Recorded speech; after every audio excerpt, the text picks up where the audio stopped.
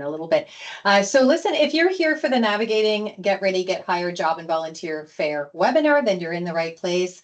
Thank you all very much for joining us. We're really excited. And this is the second webinar in our series leading up to the big event.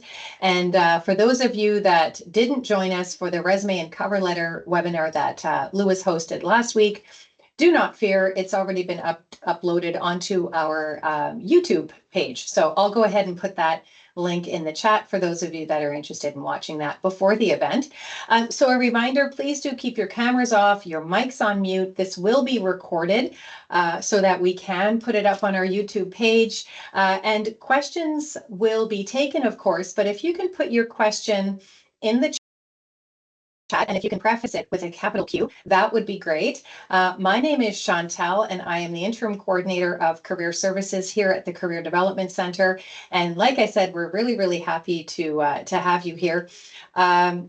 This is our second webinar, and I think I'm just going to go ahead and pass it on over to Louis Leung, who is your KPU career coach. So Louis, go ahead and take it away. Thanks, everyone. Thank you very much, Chantel. So yeah, without further ado, I guess I'll move on to the next slide. Second here. So yeah, as Chantel states, welcome everyone for attending our second Get Ready, Get Hired webinar series, navigating the Get Ready, Get Hired Job and Volunteer Fair. So my name is Louis, the Career Development Coach at KPU. If you had attended our last week's webinar on resumes and cover letters, we hope you have gathered some useful tips. And today's presentation would be useful for our fair when planning your career journey. And please keep in mind, we have our third and final webinar happening next Monday, September 29th at 12 p.m., focusing on interview skills and strategies. And for this second webinar, we'll be going through several steps that help you navigate effectively at the fair. And there's definitely a lot to go through. And we hope that you could use some or all of this advice as you begin your job search phase. And stay around until the end of the webinar as we have prize draws. When you registered for the webinars, you are automatically entered into the draw and have a chance to win bookstore gift cards for each of them. And the draw will be on Tuesday, October the 14th, just an FYI. And before we begin, I'd like to do a territorial acknowledgement. We at Kwantlen Polytechnic University respectfully acknowledge that we live, work, and study in a region that overlaps with the unceded, traditional, and ancestral First Nations territories of the Musqueam, Katzie, Semiahmoo, Tsawwassen, Kaikait, and Coquitlam, and with lands of the Kwantlen First Nation, which gifted its name to this university. In the cause of reconciliation, we recognize our commitment to address and reduce ongoing systemic colonialism, oppression, and racism that Indigenous peoples continue to experience.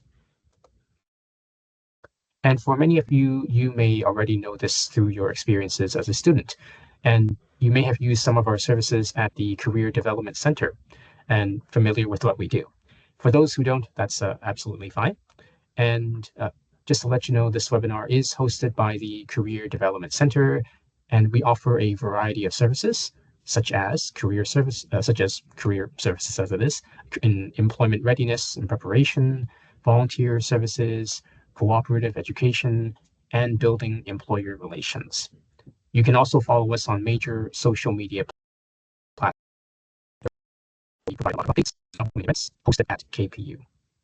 We also do group drop-ins, career advising appointments, and if you have any career-related questions, feel free to let us know by email 24/7, and a representative of ours would be happy to answer your inquiries in time. And feel free to scan our QR code to learn more about our career development services and how we can further support you. And just a friendly reminder, we do have a couple upcoming webinars this month for the Get Ready, Get Hired Fair interview on Monday, September 29th, happening online, 12 to 1 p.m., and our Career Insights Info session happening Wednesday, the 24th, from 12 to 1:30. We hope to see you all there. And here's just letting you know about the days of our big event, Get Ready, Get Hired, happening on October 1st from 10 to 2 p.m. in the Richmond Atrium, and October 2nd in the Surrey Spruce Atrium from 10 to 2. And we look forward to seeing all of you there. And for today's agenda, to help you navigate the fair, I'm going to break it down into 8 tips for 3 important steps: before, during, and after. And this slide is just an overview of what we would be covering from each major step. And we'll be going through the tips to help you prepare for the big day, including researching and preparing. And then some tips in developing an elevator speech for the recruiters that day, and what you should do during the fair, and the actions you take afterwards, followed by a Q&A at the end of our presentation. And yeah, I'd like to do a quick icebreaker with the audience members, actually 2. And feel free to type in the chat box when you feel ready for our audience members. How do you feel about job fairs? Do you feel confident, calm, or other? So feel free to type in the chat box, as I am very interested in hearing what you guys have to say about job fairs overall. And I'm sure that many of you guys have your own experiences as well. And Chantel, could you check to see what the responses are from our audience members? Yeah, I'm dying to know what they are. Thank you. I sure can. Yeah, great way to kind of gauge where everyone is at with their hiring fair emotions. So we're certainly seeing a lot of nervous. We do see some excitement. Some people are feeling not particularly prepared. Some are a little mixture, confident, nervous, calm. And one person says that they're nervous because they haven't been to one before. So we're really happy that you're here, because you're going to find out all the important things you need to know. And of course, hopefully you've signed up for the other webinars, because all of the series itself was developed to help you prepare. And it's great for those that haven't ever been to one. So certainly, I'd say overall, we have nervous folks here. We have some nervous folks here. Yeah. Interesting. It's great to have a diverse group of ideas about what they think of career fairs. Thank you very much for our audience members. I also have one more question for our audience. When you hear the words career fair, what is the first thing that comes to mind? Networking, stress, opportunities, free swag, in this case, free swag items, or other? And again, Chantel, thank you for your help. If you can help me check what the responses are from our audience. Thank you. You bet I can. Yeah, already we're seeing opportunities. I love that. We're seeing opportunities out of the gate. Opportunities. Networking, stress for sure, because it means a lot to you, right? But yeah, I would say opportunities and networking. Okay, we finally got a free swag. I was waiting. Like, who's gonna say the free swag stuff? I think we have some pretty good stuff. A little bit of free swag. But yeah, so really great great responses there, Lewis. Excellent. Fantastic responses from audience members. Thank you. And yes. All right. I guess we can get started with our continuing with our presentation. And let's start off with what you can do before the event. So number one, what I would say to help you prepare in terms of navigating our job and volunteer fair is first research the companies of interest that would be attending the fair. In this case, exhibiting and setting up their tables for it. And when you have ideas of which company you want to work for, learn about them through their company website and social media pages, just to find connections between yourself and them. This is, of course, where you start doing some homework. And this is especially important if you were asked for an interview down the road. And of course, on the right-hand side of the slide is the QR code. Scan and find out which employers would be exhibiting at the job and volunteer fair. And of course, once you found out the employers that are exhibiting at the event, check their history, their background, and their mission and values throughout different sections of their web page. Perhaps learn about their 5 to 10 year plan if there is a section available. Any projects they were involved in, such as in the past, currently, in the present, and future, and see if you can build some engagement in terms of a talk with them. And this is also a good idea to consider choosing a project, a specific one that aligns with your personal interests. So you could bring it up for discussion much more, I would say, efficiently and effectively at the interview or even at the job fair. And the more, of course, you learn about them, the more confident you can feel when you engage with the recruiters at the table. And of course, number 2 is to practice an elevator pitch. Elevator pitches or speeches are quick summaries about yourself. You use it to pretty much sell yourself and market your strongest attributes, be it your skills, your education, work experience, etc. Practice a 15 to 20-second elevator pitch talking about these aspects, and of course include your career goals as well. And there's a formula to go with this elevator pitch, which I will be presenting in the next slide. And of course, number 3 is to prepare some questions for the employers. So rather than having them learn about you, you could also do much with learning about them too, and what their needs are for their organization. And this is useful when customizing your resume, cover letter, just once you found a job opening at the company. And of course, some of questions you could ask could be what skills and attributes that the company values most in their employees, what the biggest challenges are associated with the organization. And of course, others do include educational background that the organizations look for in their workers, and perhaps recent projects that the organization has been participating on, even past projects. And here are 4 components of an elevator pitch. All it takes is 15 to 20 seconds. And of course, the term elevator pitch is named after the time it takes for you to ride an elevator, which usually takes around that amount of time. And of course, there are many ways to do this, but here are the areas I believe are important enough to talk about yourself and your interest in the company. And the 4 components are, of course, greeting and name, the position you are applying for or interested in, a brief summary of your relevant experience or skills, and a question at the end. I'd like to the sample elevator pitch I have on the left-hand side of this slide. And how it goes is very simple. Hi, my name is Lewis. I'm very passionate about working in marketing and media planning.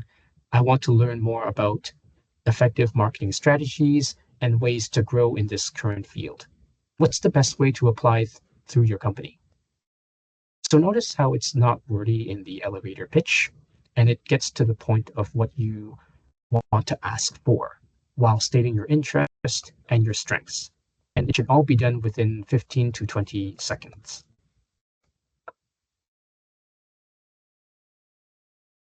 So from before the fair to during the fair, what should you do? Of course, for tip number 4 is dress to impress, where you wear business attire as a safe bet, but of course, try to be comfortable and confident in your clothes. And the clothes that you wear should make you feel good. And three-piece suit and blazers. Try to avoid shorts, torn denim, t-shirts, sneakers, any other casual items, unless you think that a more, should I say, casual look reflects the culture of the companies you hope to work for. And next one is try and reach out. Take the initiative, where you use, of course, your elevator pitch that you've practiced with the employers, recruiters at the tables. This demonstrates your eagerness about the company, their job opportunities, and even their job application procedures, whether it could be done online, through ATS, for example, email, or in some cases, in-person submissions. And of course, this is the time to demonstrate what you've learned about the company through your elevator pitch. You can, of course, shake hands and introduce yourself and have your questions ready. And use this time to, of course, make some direct eye contact. And when you're having the conversation with the recruiter, try to be as engaging and listen to what the attendants are saying. And using this opportunity to perhaps take notes on paper, either with a notepad that you brought in or on the back of a business card that you had collected from the recruiter. It's, of course, useful to bring a notepad if you're meeting multiple employers and you want all your information in one place. And once you have your questions asked to the recruiter, you can always write that stuff down too. And yeah, and of course, recruiters, employers love talking about the places that they work in, and it takes a load off your shoulders when you're talking with them. And at the end, if you can, try to get a business card from the recruiter, and it's useful for following up. And there's no way, of course, you will remember everyone's names on the day of the fair. So, of course, like I said, take notes and jot them down in whichever manner whichever manner you see fit. Say goodbye and thank them for their time, and that you will look forward to shortly. And after the fair, what should you do? So it's important to, of course, review the information, the handouts that you've received. As I said, business cards, perhaps flyers, pamphlets, job descriptions that may be available from the exhibitors themselves. And they may have upcoming events or hiring application procedures through their own info sessions that you could follow up, etc. And of course, if you can follow up with a thank you note through email, usually within 24 to 48 hours is acceptable. And when you're preparing this, try to personalize the message. And when you can, try to take action for the companies that you're interested in and that you have openings you want to apply for. Follow the recruiter's instructions about applying for the position. And if you need to submit your application online, check the deadline as soon as you can. And even if there are no positions available that's a good fit for you, ask the recruiter if you can do an informational interview with them, either virtually or over the phone, to learn more about the company. And of course, next time when you see a job opening available on their company website, taking that extra step could really help you with tailoring your resume and cover letter, which we had talked about in our last webinar. And not to mention giving stronger, more solid responses in your interviews. And lastly, when taking action, consider strengthening your professional relationships with the recruiters at the table by connecting them through social media platforms such as LinkedIn or even through email.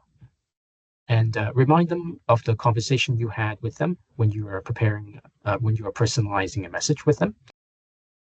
Talk about what you find anything memorable throughout your conversations, and thank them for their time. Let them know that you appreciated the conversation and would like to keep in touch. Of course, use this as an opportunity to maintain your professional network. Usually, as time passes and your connections begin to fade, consider how you can add value to their world, even when you are job searching. Did you come across any articles that are related to their work or sparked their interest? Perhaps a project that they had undergone or are interested in exploring? You can mention that in personalized email. And perhaps on their LinkedIn pages, did they announce any major adjustments towards their position title? Did they get a promotion, etc.? Try to acknowledge their efforts by writing a personalized image, and talk about how that you praise their accomplishments as well. And this is a way to cultivate. Your friendships with people. Of course, you don't need to cultivate your professional contacts the same way, but many of the same values do apply. And after giving you some tips you can do at the fair, it's time to think about some don'ts that it's best to avoid doing. So starting off with part one, when you're asking questions to the recruiter or the employer at the table, it's important to avoid questions that seem like you're asking for a job up front. So I provided some examples on the slide here. Sorry, give me 1 second. So looking at the examples, you should try to avoid such things such as asking what kind of jobs do you have available, do you have anything specific for particular departments for our students, and even the status of job applications, for example. You also don't want to ask questions that are, should I say, too specific, such as those related to on-the-job duties. And of course, they require more detailed responses, and most recruiters at the tables won't know the ins and outs of the roles outside the job description. And if you applied for a company that is at the career fair, as I mentioned, it's inappropriate to ask about the status of your application, as the members of a recruitment team showing up at the tables have different purposes, and the ones showing up at the event may not be the ones screening your applications. So do keep this in mind. And of course, part two on don'ts, please do not arrive early or late. Yeah. Or too early or too late. Yes. It's important to come on time, and consider not arriving at the time of setup, either as the recruiters need time to set up their tables and might not have that little patience when they're setting up the tables. And be punctual, which is a key part of maintaining professionalism. And make sure that you're, of course, not arriving late to the fair. And if you do show up too late, you may risk your ability to speak with certain individuals and feel rushed throughout the networking process. And a friendly reminder, the fairs do start from 10 a.m. to 2 p.m. on both days. The earliest time to show up, which should be before 10 a.m., shortly before 10 a.m., and the latest to show up is at 1:30, because the time is near the end before the recruiters start packing up. And of course, when you're approaching a table, when an exhibitor is talking with a candidate, do not interrupt other candidates' conversations. That would be considered to be very rude. And wait for a while before engaging with the recruiter at the table, as they could be busy talking with other people. And use this time to actually gather your own thoughts and prep some questions mentally before you start talking with them. But this I find to be very useful before I actually start talking with an exhibitor. And of course, even though you may feel pressure to initiate the conversation, use this as an opportunity to build up your confidence. And of course, interrupting is something that you should avoid overall, as it may even be considered as unprofessional. And just use this time to just be patient as much as you can. And when it comes to spending too much time at one booth, it's best to avoid that. There are multiple booths to explore, keep in mind. And it's a good opportunity to learn what other employers have in terms of the resources and potential job openings they have for you. And even if they are not hiring where they are at this time, doesn't mean you cannot establish new contacts, right? And they might have something down for you down the road in the near future. Who knows? And this is also a great opportunity to broaden your own perspective and learn more about your own interests. And after going through all the major points of this presentation, here are some key takeaways that I have for all of you. Yeah. And this is what you want to do during the 3 steps of before, during, and after stages. Yeah. So number 1, definitely research and know about your interests. So, and as I said, learn about the company's backgrounds, projects, values and mission statements, and see if that aligns with your own personal values. And number two, practicing the elevator pitch, or in this case, elevator speech. As I said, 15 to 20 seconds, it should be enough time. And follow the formula as I had mentioned, four simple points, and just practice until you get it within the 15-20 second range. And have some questions prepared for the recruiter and employer. And just to learn more about, as I said, what the company is going through, perhaps any potential challenges, and perhaps other qualifications they may find useful for their organization, etc. Dress to impress, number four. As I said, you do not need to wear a three-piece suit. While that may seem great, but it may not be fully necessary. Just dress up in however way you find comfortable. And of course, reaching out, take this initiative to talk to the exhibitors at the table after you have prepared yourself with the elevator speech and the research. It may seem intimidating to talk to them, but it's a great way to build up your own confidence. And as you are talking, take some notes down. And as I said, bring a notepad, or if you are offered a business card, try to write it at the back. Always have, I would say, a notepad ready just in case. And just where you can have all the information put into one document would be great too. And after the fair, try to review the information, handouts that you received, pamphlets, business cards, brochures, etc. All this stuff could be useful down the road. And at the end, take the action where you try to connect with the exhibitors that you find interest in, connect them through email or through LinkedIn if they have it, and try to establish that professional network early on. And this, if you're just trying to network, this is a great opportunity to do so. And a friendly reminder on the GRGH 2025 campus locations. Yeah, of course, we have the Richmond Atrium happening Wednesday, October 1st from 10 to 2 p.m. And on Thursday, October 2nd is the Surrey Spruce Atrium from 10 to 2. And just keep that in mind. And moving on, yes, to the near the end is our prize draws that will be held on Tuesday, October 14th. We do have the draws happening on that day, and some of the gift cards that are available here from KPU, $20 each. Times in this case, there are 4 different webinars.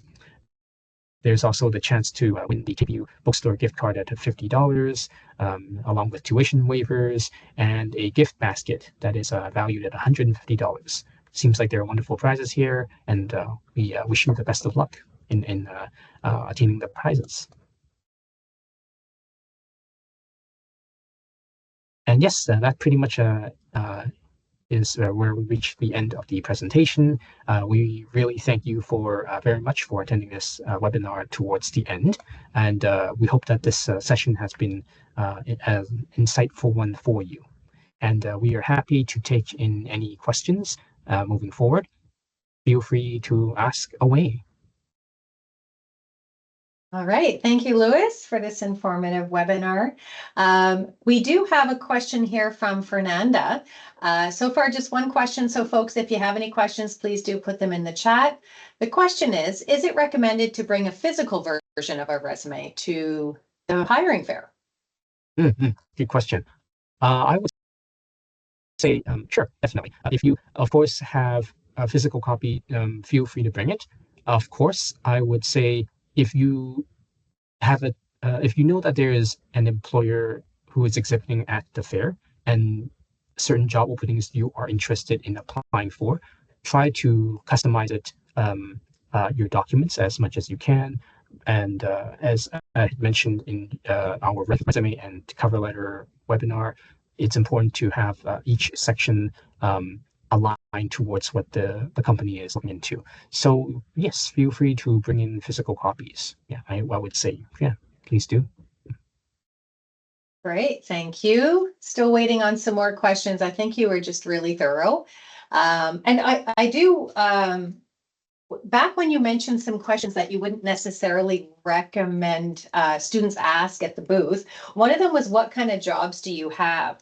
And so to clarify that, what kind of jobs do you have? Essentially, if you take some of Lewis's tips and research the companies prior to attending the fair, you should kind of already know. And so it would be best to approach the booth, introduce yourself, and then say something like, I understand that you're looking for whatever it might be, right? Customer service reps or software developers, whatever it might be.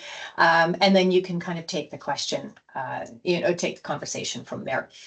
Okay, we have Ambrose. So Ambrose asked rather, if I'm interested in doing a co-op with one of the employers, but I don't think I have the prerequisites for it, should I still put forward the skills I have? And that's an interesting question. If you want to highlight the skills that you have, that would be, I would say, relevant towards the co-op position you want to apply for. I think, yeah, be honest with yourself and sure, put it in a section of your application yeah, and of course, try, of course, to be honest with yourself. And if you do have those said skills, yes, yeah, feel free to add that on. Chantal, do you have anything to supplement regarding that? Yeah, I say if you're not quite like when you say you don't have the prerequisites, if you Ambrose, if you just want to clarify, do you mean the prerequisites to get into the co-op program at KPU, or like the skills required to do that a particular co-op with that particular company? I'm just wondering if you can clarify that. But if you know that you were going to be doing co-op, taking choosing co-op as an option, and you know that you're going to be applying for this company or at least targeting this company once you are actually in the co-op program, I would let them know that for sure. Say, hey, next year I'm going to be in co-op, and I'm going to, it's for Triumph. Oh, okay. So to clarify here, so for Triumph in first year of physics. And so with that one, there's not a formal co-op program, but it is, as you know, I'm sure, Ambrose, they're coming to the Richmond campus, Triumph. And so this will just be a great opportunity for you to get an idea for what they look for in their student hires. So make sure that you look on their website, get an understanding, because they hire quite a few students throughout the year. So just make sure that you know typically what their program looks like for hiring students. And yeah, it's a great opportunity for you to go and have a chat with them. Thanks for Thank you. that clarification, Ambrose. Yeah.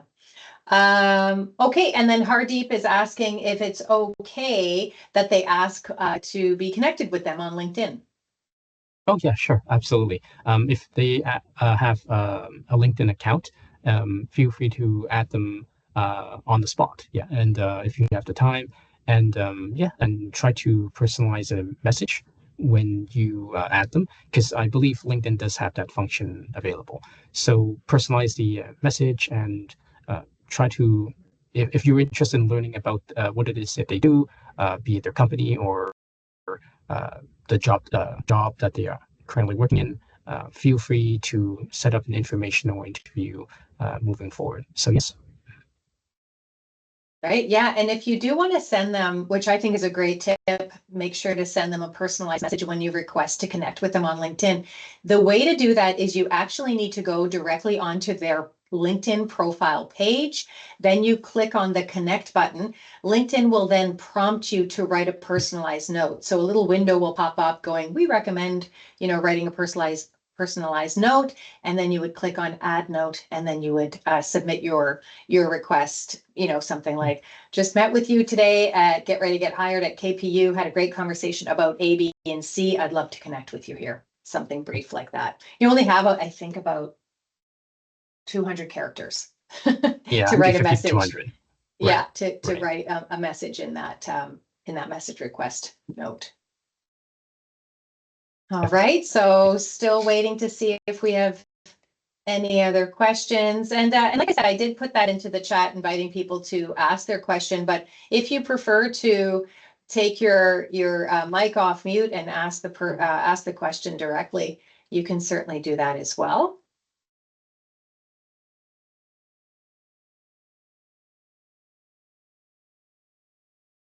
And in the meantime, don't forget to spread the word about Get Ready, Get Hired.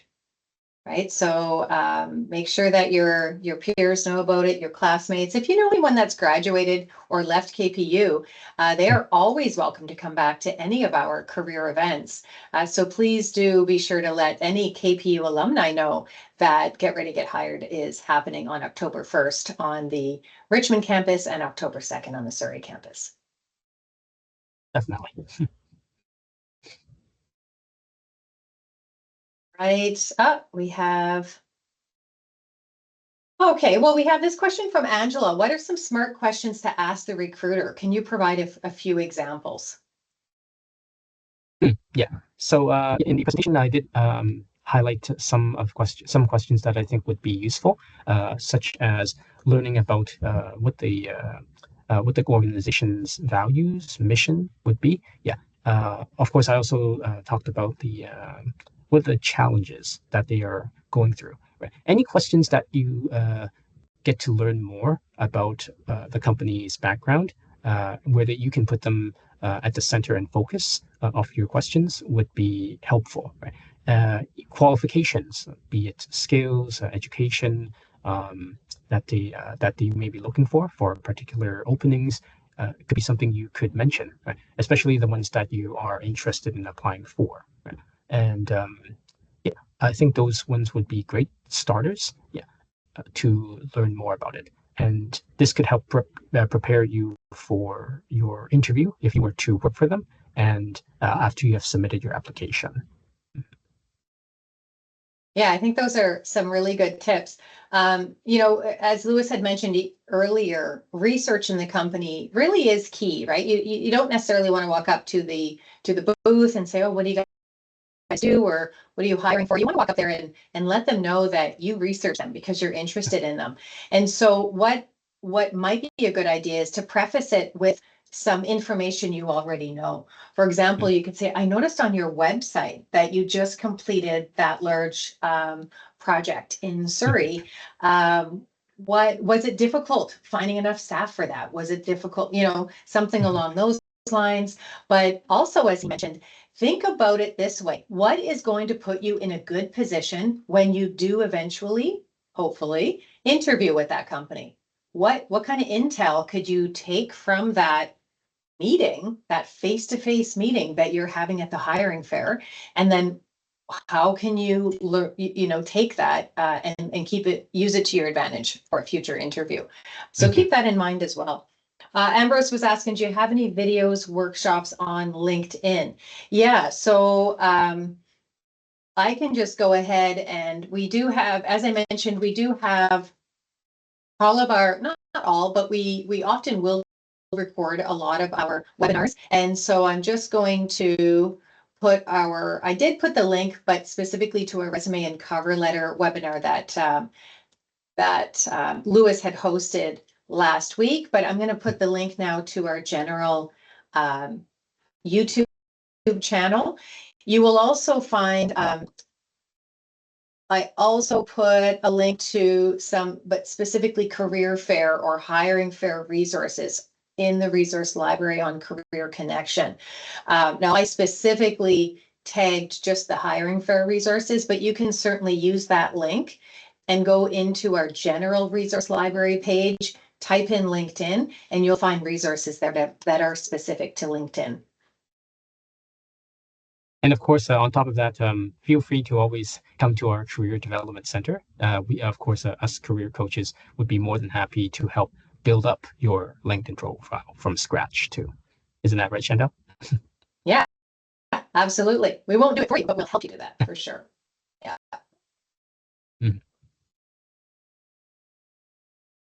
All right, we'll get about another minute. Oh, we got a question coming in from Xiao. Thanks for coming back, Xiao. I remember you from the resume workshop webinar. On the day of GRGH, given that there will be so many employers there, should we only speak with the employers we're interested in, or would we have to prepare questions for all the employers that will be there? I would say if it comes to preparing for questions, it's okay to prepare questions for the employers that you're interested in learning more about or would like to work for, Xiao. And of course, those questions could be applicable to the other tables of employers that do show up. And I would say you can ask those questions to those tables, as it's a great way to start building up your confidence before you start talking to the actual employers that you are interested in. I would say it's a great way to, as I said at the end of the presentation, to broaden your own perspective, just to learn more about the different perhaps sectors, different companies, and what it is that they do in serving the community. And Chantal, is there anything else you want to add in? Yeah, I think that's a really great tip of considering consider starting with the employers that you might be interested in, but you're not necessarily thinking about them as a prospective company that you'd like to work for. Mm-hmm. It is a Exactly. great way to practice, to kind of get rid of those hiring fair jitters. But at the same time, you never know. You never know what can happen from those conversations, and it might turn into a company that you are even more interested in than you would have thought. So yeah, great tip. Awesome. Xiao just has their hand up. Xiao, go ahead and take yourself off mute and ask your question. Oh, yeah. Well, first of all, thank you. That was a very great tip.